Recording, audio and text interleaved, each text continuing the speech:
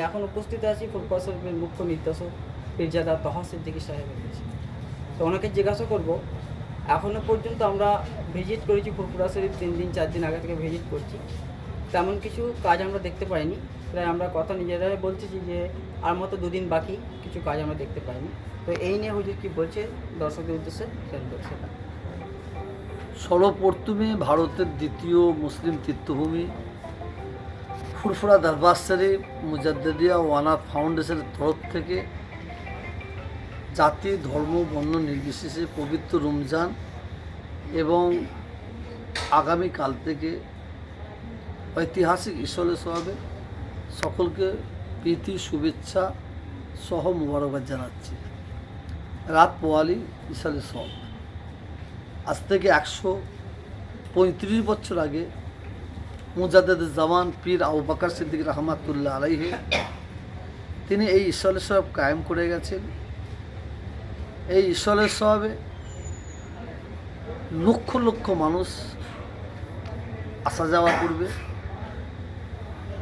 এই ইসলে সবের মেন উদ্দেশ্যটা কি?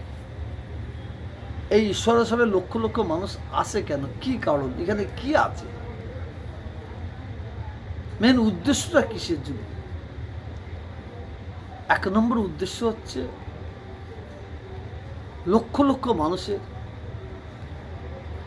জমায়েত হয় এখানে 5 ওয়াক্ত নামাজটা একসঙ্গে আদায় করার জন্য আসে। দ্বিতীয় হচ্ছে মাগরিবের নামাজের পরে আধ্যাত্মিক অর্থাৎ জিকির আজকার করা হয়।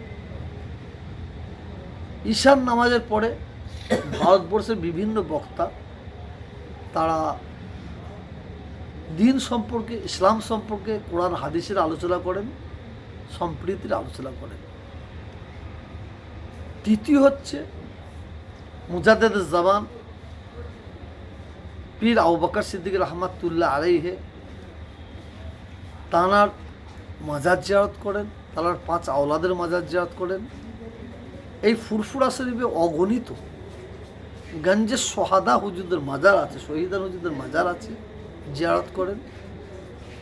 বড় বড় আল্লাহর মাহবুব বান্দাদের মাজার জিয়ারত করেন, বড় বড় আল্লাহর ওলিদের মাজার জিয়ারত করেন, বড় বড় আলেম ওলামা তাঁর মাজার জিয়ারত করেন। সেই উদ্দেশ্য নিয়ে ফুরফুরা শরীফ আসা এবং আখেরে মোনাজাত করে তারা বাড়ি ফিরেন। আমরা ফুরফুরা শরীফ থেকে আগত মেহমানদের উদ্দেশ্য বলবো, আপনারা ফুরফুরা শরীফ আসবেন, ধৈর্য হারাবেন না, একে অপরকে সাহায্য করবেন, একে অপরকে ভালোবাসবেন। আপনারা দাদা হুজুর সহ 5 হুজুর আরও অন্যান্য হুজুরদের মাজার যে জিয়ারত করবেন,